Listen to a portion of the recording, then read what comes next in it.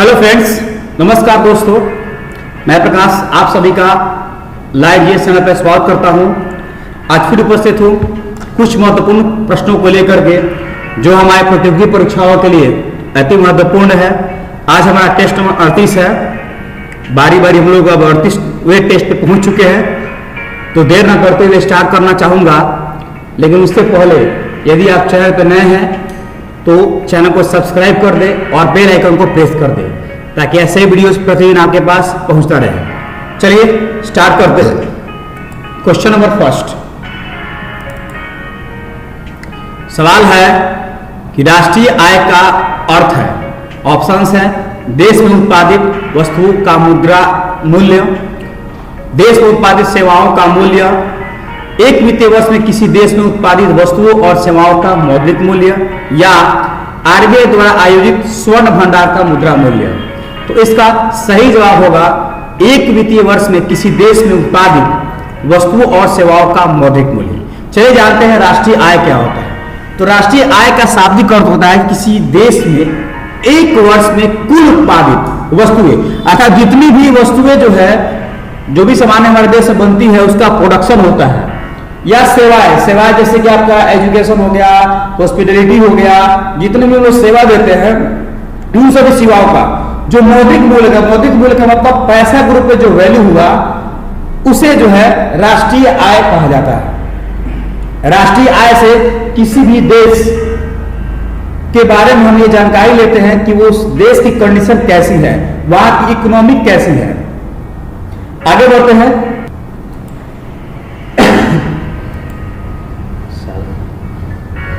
Question 2 है भारत का सार्वजनिक खाता है। ऑप्शन है संवैधानिक निधि, वैधानिक निधि, आरबीआई द्वारा बनाया गया निधि, या कार्यकारी आदेश द्वारा बनाया गया निधि।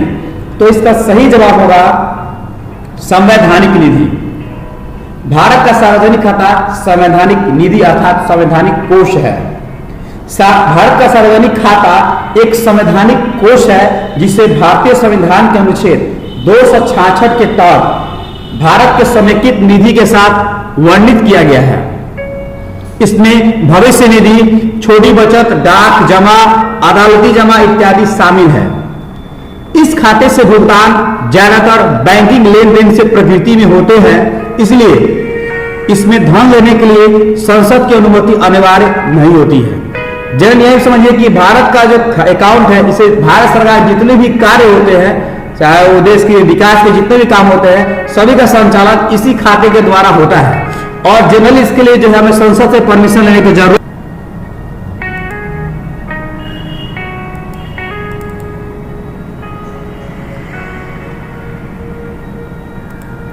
विश्वव्यापी निवेश को बहुराष्ट्रीय कंपनी में कहा जाता है। क्या कहा जाता है? ऑप्शंस है म्यूचुअल फंड, सार्वजनिक निधि निवेश, विदेशी निवेश, या कॉर्पोरेट फंड। तो इसका सही जवाब होगा विदेशी निवेश। बहुराष्ट्रीय कंपनियों में विश्वव्यापी निवेश को विदेशी निवेश कहा जाता है। विदेशी निवेश का अर्थ आप ऐसे समझिए कि जितने भी विदेशी कंपनियां हैं यदि हमारे देश में आके इन्वेस्ट कर रही हैं, यहाँ पे उद्योग धंधा लगा रही है, अपनी फैक्ट्रियां बैठा रही है, तो वो जो पैसा भी इन्वेस्ट करेंगे उसे ही कहा जाएगा विदेशी निवेश। और बहुराष्ट्रीय कंपनी का अर्थ हुआ कि जो बहुत सारे राष्ट्रों में चलती हो कंपनी, वैसी कंपनी को बहुराष्ट्रीय कंपनी कहते हैं जो एक से अधिक देशों में कार्य करती है। यह कंपनी एक कंपनी या व्यक्ति द्वारा एक देश से दूसरे देश में व्यवसाय के लिए किया गया निवेश है। इसे विदेशी प्रत्यक्ष निवेश भी कहा जाता है। यह देश में आर्थिक विकास का एक महत्वपूर्ण कारक है। चलिए आगे बढ़ते हैं अगले क्वेश्चन की ओर। क्वेश्चन नंबर 4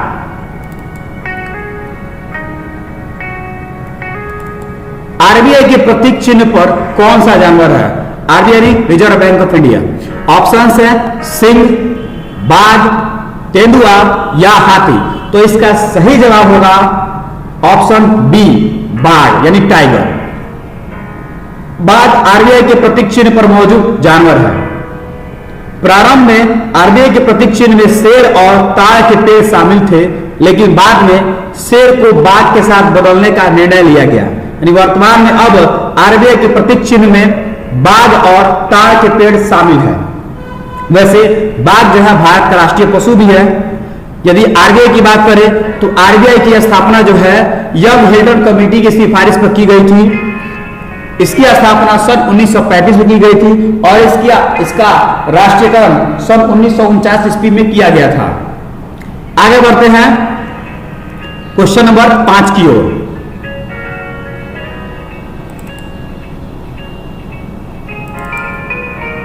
क्वेश्चन है भारत में निम्नलिखित में से कौन सी आर्थिक प्रणाली है? ऑप्शंस है पूंजीवादी अर्थव्यवस्था, समाजवादी अर्थव्यवस्था, मिश्रित अर्थव्यवस्था या इनमें से कोई नहीं। तो इस प्रश्न का सही जवाब होगा ऑप्शन सी, मिश्रित अर्थव्यवस्था। भारत में मिश्रित अर्थव्यवस्था आर्थिक प्रणाली है। चलिए जानते हैं अर्थव्यवस्था क्या होती है। अर्थव्यवस्था एक प्रकार का सामाजिक विज्ञान है जो विभिन्न वस्तुओं और सेवाओं के वितरण, उत्पादन और खपत से संबंधित है। यह दिखाता है कि व्यक्ति, सरकारें, व्यवसाय और पूरे देश संसाधन पर कुछ विकल्प बनाते हैं ताकि वे अपनी संबंधित जरूरतों को पूरा कर सकें। यदि बात करें विश्व में अर्थव्यवस्थाओं के बारे में तो मुख्यतः 4 तरह की अर्थव्यवस्थाएं हैं। एक है पूंजीवादी अर्थव्यवस्था, दूसरी समाजवादी अर्थव्यवस्था, तीसरी मिश्रित अर्थव्यवस्था और चौथी जो है उसे बंद अर्थव्यवस्था यानी क्लोज इकोनॉमी कहा जाता है। चलिए बारी बारी से जानते हैं। सबसे पहले पूंजीवादी अर्थव्यवस्था क्या होती है। पूंजीवाद एक आर्थिक प्रणाली है जिसमें किसी प्रकार की निजी संस्था या कोई निजी व्यवसाय पूंजीगत व्यवसाय का मालिक होता है। अर्थात यह व्यवस्था मूल रूप से निजीकरण पर केंद्रित होती है। जैसे इसमें क्या होगा कि उत्पादन के साधनों का स्वामित्व जो है किसी निजी कंपनी या निजी व्यक्तियों के हाथों में होती है। इसे हम पूंजीवादी व्यवस्था बोलते हैं यानी कैपिटलिस्ट इकोनॉमी कहा जाता है। इसका एग्जांपल संयुक्त राज्य अमेरिका है। दूसरी इकोनॉमी है समाजवादी अर्थव्यवस्था। समाजवादी अर्थव्यवस्था का अर्थ उस आर्थिक प्रणाली से है जिसके तहत यह सरकार द्वारा नियंत्रित और विनियमित होता है ताकि समाज में लोगों को कुछ लोक कल्याण और समान अवसर प्रदान किया जा सके। मोटे तौर पर यह होता है कि समाजवादी अर्थव्यवस्था में उत्पादन के साधनों का स्वामित्व जो है वो किसी निजी व्यक्ति या कंपनी के हाथों बना होगा, सरकार के हाथों होता है और सरकार जो है लोक कल्याणकारी कार्य करती है जिससे अधिक से अधिक संख्या में लोगों का कल्याण होता है, न कि किसी निजी कंपनी और निजी व्यक्तियों का। एग्जाम्पल में आप रूस ले सकते हैं। रूस जो है समाजवादी अर्थव्यवस्था का अच्छा उदाहरण है। यदि मिक्स्ड इकोनॉमी की बात की जाए, मिश्रित अर्थव्यवस्था को, तो इसका एग्जाम्पल आपका भारत है। जब देश और आजाद हुआ था 1947 में, उस समय जो है विश्व में शीत युद्ध चल रहा था दो अर्थव्यवस्थाओं के बीच, एक पूंजीवादी अर्थव्यवस्था और दूसरी समाजवादी अर्थव्यवस्था। उस समय भारत के तत्कालीन प्रधानमंत्री पंडित जवाहरलाल नेहरू थे। उनके सामने एक बड़ी समस्या थी कि आखिर भारत में कौन सी अर्थव्यवस्था अपनाई जाए। यदि हम पूंजीवादी अर्थव्यवस्था अपनाते हैं तो हमारा रूस जो है खपा हो जाएगा और यदि हम समाजवादी अर्थव्यवस्था अपनाते हैं तो अमेरिका हमसे खपा हो जाएगा। और हमारे देश में प्रत्येक वर्ग के लोग रहते हैं, चाहे वो धनी हो। पूंजीवादी व्यवस्था सही होगी या समाजवादी? भाई रहा तो बड़ा मेहनत लगता है। भाई मुंह दिखा के हमारा मुंह दिखा के हमारा रहता बदल दिला से कौन समझाने के पहले तो पूछिए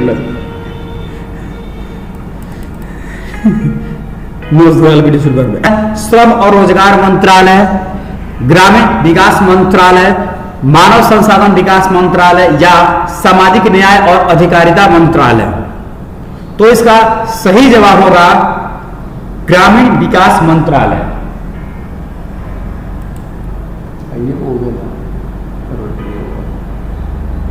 कुछ बना गया।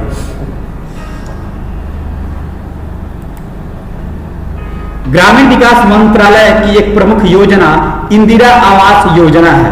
जून 1985 में राजीव गांधी जी के अधिवास के दौरान इंदिरा आवास योजना शुरू की गई थी। ग्रामीण विकास मंत्रालय आधिकारिक घोषणा हमारा समाज की स्थिति को देखते हुए ये तय कर पाना मुश्किल था कि मतलब अच्छा ये लाइव जब हम सामने पढ़ा दें समझा बढ़िया से कि देखो सब क्योंकि भारतीय समाज में बहुत सारी विषमताएं थी। पूंजीवादी व्यवस्था लागू करने का अर्थ होता है कि भारत कृषि प्रधान देश है और लगभग 80% जनता पिछड़ जाती है। अगला क्वेश्चन, खाली स्थान वित्त मंत्री थे जब भारत ने 1991 में औद्योगिकरण के लिए उदारीकरण की नीति को स्वीकार किया। ऑप्शन है पी नरसिम्हा राव, डॉक्टर मनमोहन सिंह, मोरारजी देसाई या पी चिदम्बरम। इसका सही जवाब होगा डॉक्टर मनमोहन सिंह। डॉक्टर मनमोहन सिंह 1991 से लेकर 1996 तक भारत के वित्त मंत्री रहे और उस समय भारत के प्रधानमंत्री थे पीवी नरसिम्हा राव।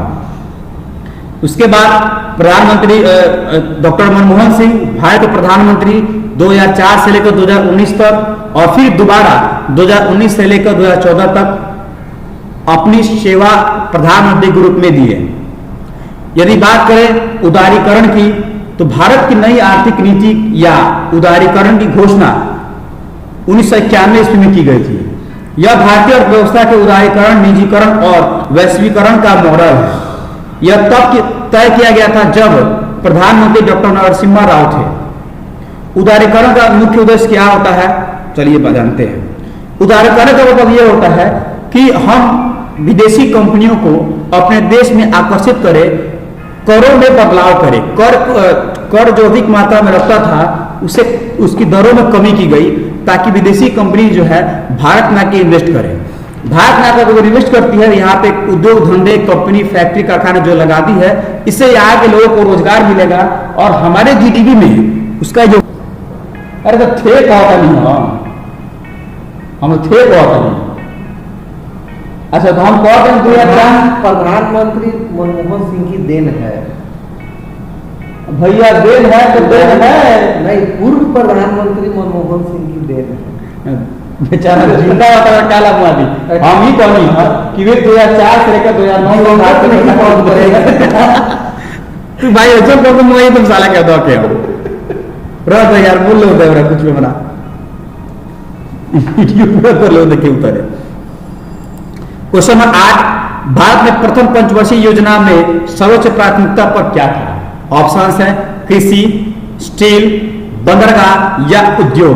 तो इसका सही जवाब होगा कृषि। भारत में पहली पंचवर्षीय योजना 1951 से लेकर 1956 तक थी। यह योजना हेरोल्ड डोमर मॉडल पर आधारित थी। देश के कृषि विकास की इसमें सबसे ज्यादा प्राथमिकता दी गई।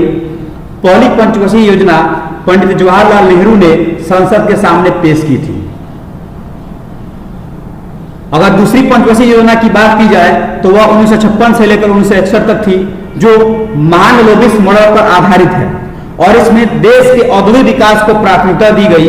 इसी के तहत दुर्गापुर, भिलाई, राउरकेला में इस्पात संयंत्र लगाना शुरू हुआ।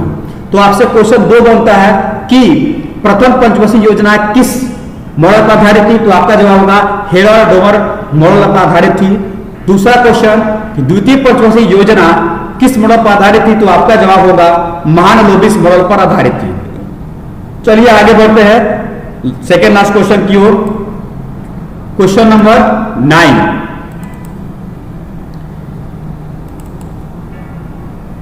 भारत में आर्थिक रूप से कौन सा राज्य सर्वश्रेष्ठ है?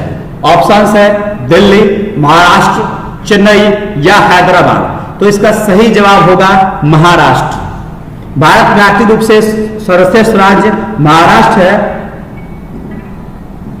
यहां 32.24 लाख करोड़ की सकल घरेलू उत्पाद के साथ भारत का सबसे अमीर राज्य भी है। लेकिन अगर आपसे सवाल करता है कि भारत में सर्वाधिक प्रति व्यक्ति आय यानी कि पीसीआई, जिसको पर कैपिटा इनकम बोलते हैं, किस राज्य की है? तो आपका जवाब होगा गोवा की प्रति व्यक्ति आय भारत में सर्वाधिक है। चलिए लास्ट क्वेश्चन की ओर आते हैं। क्वेश्चन नंबर 10,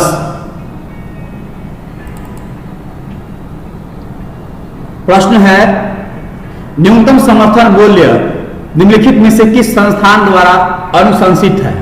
ऑप्शंस है भारतीय खाद्य निगम, खाद्य और कृषि संगठन, कृषि लागत और मूल्य आयोग या इनमें से कोई नहीं। इसका सही जवाब होगा कृषि लागत और मूल्य आयोग। सरकार ने कृषि लागत और मूल्य आयोग के लिए सिफारिशों को ध्यान में रखते हुए दोनों मौसमों में प्रत्येक वर्ष कृषि वस्तुओं के लिए न्यूनतम समर्थन मूल्य की घोषणा करती है। अभी न्यूनतम समर्थन मूल्य क्या होता है ये जानते हैं। न्यूनतम समर्थन मूल्य जिसको एमएसपी बोलते हैं, मिनिमम सपोर्ट प्राइस, यानी कि जो भी फसलें भारत में उगाई जाती है